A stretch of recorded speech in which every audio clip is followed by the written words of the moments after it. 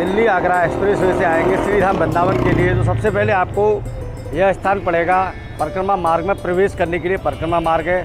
और आज हमरो ब्रज की टीम गोपेश्वर नाथ महादेव के दर्शन कराने के लिए आपको लेकर जाएंगे।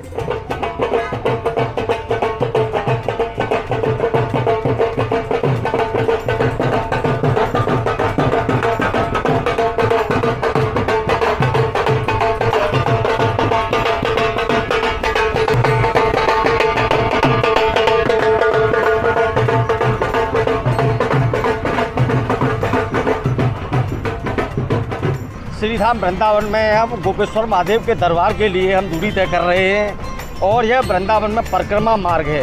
इस तरीके से श्रद्धा गोपेश्वर महादेव यानी भगवान भोलेनाथ गोपेश्वर महादेव की यह महिमा है कि एक बार ब्रज में श्री धाम वृंदावन में महारास हो रहा था। महारास के दौरान सारी गोपियाँ एकत्रित हुई, तो वहीं भगवान भोलेनाथ के मन में भी महारास को देखने की इच्छा जागी। इसी दौरान भगवान भोलेनाथ ने पार्वती जी से कहा कि वह भी महारास में जाएंगे। महारास में जाने के लिए उन्होंने पार्वती जी से जिद की, तो पार्वती जी ने उनसे कहा कि प्रभु वहाँ पर सब गोपी आएंगी, आप कैसे चले जाएंगे। इसे लेकर भगवान भोलेनाथ ने श्री धाम वृंदावन में यमुना जी के किनारे आकर यमुना मैया से प्रार्थना की कि वह उनको गोपी का रूप धारण कराएं। यमुना में स्नान करने के बाद में यमुना मैया ने भगवान भोलेनाथ को गोपी का रूप धारण कराया। ब्रज यूपी की टीम अब गोपेश्वर महादेव के दरबार की ओर आगे की ओर बढ़ती हुई श्याम कुटी से आगे सबसे श्याम कुटी का रास्ता तय करने के बाद में अब तटीय स्थान यानी श्री धाम वृंदावन संतों का दर्शन करने के लिए तटीय स्थान एक खास स्थान कहा जाता है। और इस स्थान से आगे की ओर बढ़ते हुए यह तटीय स्थान का मुख्य द्वार है और तटीय स्थान से आगे की ओर हम आगे बढ़ेंगे तो यहाँ पर श्री गोपेश्वर नाथ महादेव के दर्शन होंगे। इसी के साथ श्री धाम वृंदावन में देवरा बाबा आश्रम के लिए रास्ता गया है, जो तटीय स्थान के ठीक सामने आप देख सकते हैं, जो मुख्य द्वार बना हुआ है। इसी रास्ते से देवरा बाबा आश्रम की आप दूरी भी तय कर सकते हैं। गोपेश्वर महादेव जाने के लिए आप परिक्रमा मार्ग से जब दूरी तय करेंगे, सबसे पहले आपको विभिन्न स्थानों से होते हुए सुदामा कुटी पहुँचेंगे। सुदामा कुटी के प्रवेश द्वार से आप गोपेश्वर महादेव के दरबार के लिए आप दूरी तय करेंगे। यहाँ पर ऑटो ई रिक्शा की मदद से आप गोपेश्वर महादेव के दरबार की दूरी तय कर सकते हैं। गोपेश्वर नाथ जी का मंदिर है जो श्री धाम वृंदावन में बंसीवट मोहल्ले में है। श्री धाम वृंदावन में परिक्रमा मार्ग पर बंसीवट एक स्थान है। बंसीवट स्थान यानी बंसीवट स्थान के गुजरने के साथ ही आप श्री गोपेश्वर नाथ के दरबार में पहुंचेंगे और ऑटो ई रिक्शा को यहाँ आपको छोड़ेगा। ऑटो ई रिक्शा परिक्रमा इस तरीके से गोपेश्वर नाथ के दरबार में प्रसाद की दुकानों पर प्रसाद सजा हुआ है, तो वहीं दही सजा हुआ है, तो वहीं सकूरों में तरह तरह के प्रसाद सजा हुआ है, तो वहीं ग्राहकों के लाइन लगी हुई है इस तरीके से प्रसाद लेने के लिए। इस तरीके से श्रद्धालुओं के द्वारा गोपेश्वर महादेव के दरबार में प्रसाद लिया जा रहा है। इस तरीके से बाबा गोपेश्वर नाथ के दरबार में श्रद्धालु धीरे धीरे घंटे घड़ियालों की भोर के साथ दर्शन करने के लिए आस्था के संगम में डुबकी लगाने के लिए आगे की ओर बढ़ते हुए नजर आ रहे हैं।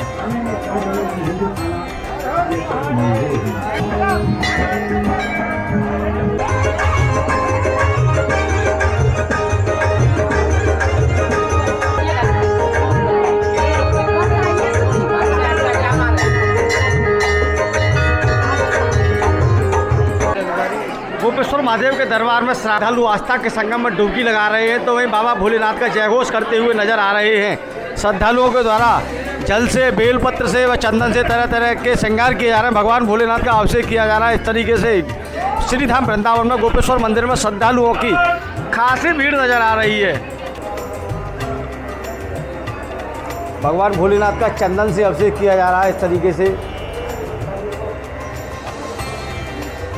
तो वहीं कोई गंगाजल से अभिषेक कर रहा है। गंगाजल से अभिषेक कर जनेऊ पहनाते हुए भगवान भोलेनाथ का चंदन से अभिषेक किया जा रहा है।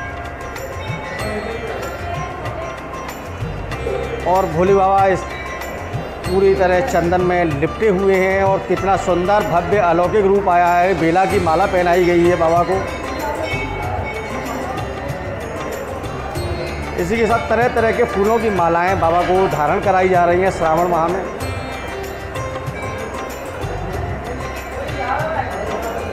इस तरीके से बाबा के दरबार में श्रद्धालुओं का खासा तांता लगा हुआ है।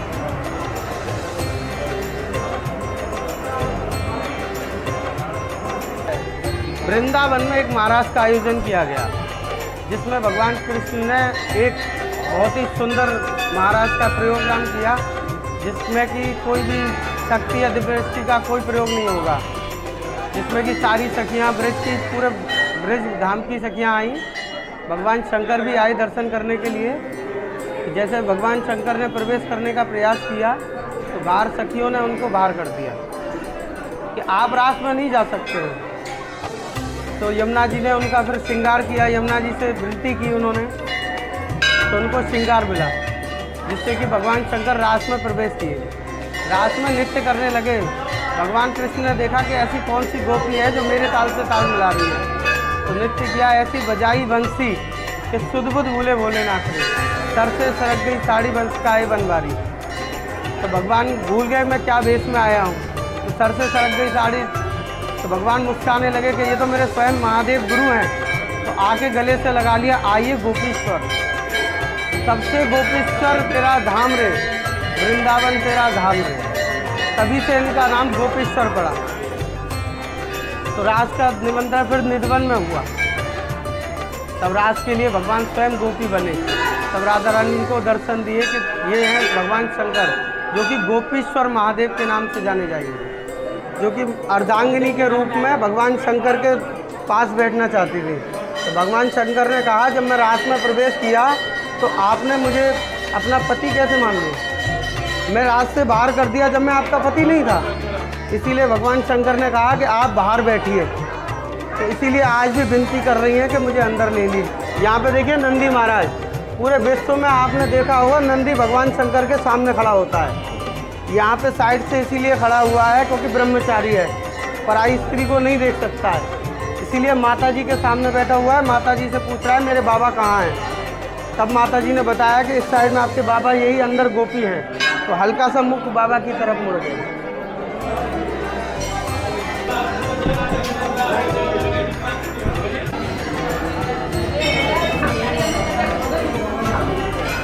बाबा गोपेश्वरनाथ के दरबार में श्रद्धालुओं के द्वारा इस तरीके से आस्था के संगम में डुबकी लगाते हुए बाबा का जयघोष किया जा रहा है।